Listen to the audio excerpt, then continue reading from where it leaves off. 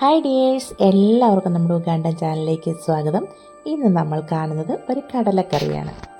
ആദ്യം തന്നെ കടല കഴുകി വൃത്തിയാക്കി ഉപ്പും ചേർത്ത് കുക്കറിലാക്കിയിട്ടുണ്ട്. അല്പം സവോള അരിഞ്ഞത്, അല്പം തക്കാളി അരിഞ്ഞത്, ഇഞ്ചി വെളുത്തുള്ളി, അല്പം തേങ്ങയും എടുത്ത് ഞാൻ വെച്ചിട്ടുണ്ട്.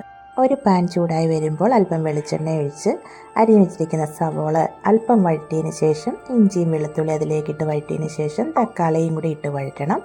അതിനുശേഷം എടുത്ത് വെച്ചിരിക്കുന്ന തേങ്ങയും കൂടെ ചേർത്ത് നന്നായി വഴറ്റിയ ശേഷം അതിലേക്ക് എടുത്ത് വെച്ചിരിക്കുന്ന മഞ്ഞൾപ്പൊടി, മുളക് പൊടി, ഗരം മസാല ഇവയും ചേർത്ത് ഒന്നുകൂടി വഴറ്റണം. ഇത് തണുത്തതിന് ശേഷം ഒരു മിക്സിയിൽ അരച്ച് ആ ഗ്രേവി കൂടി കടലയുടെ കൂടെ ചേർത്ത് 4 വിസിലടിക്കണം.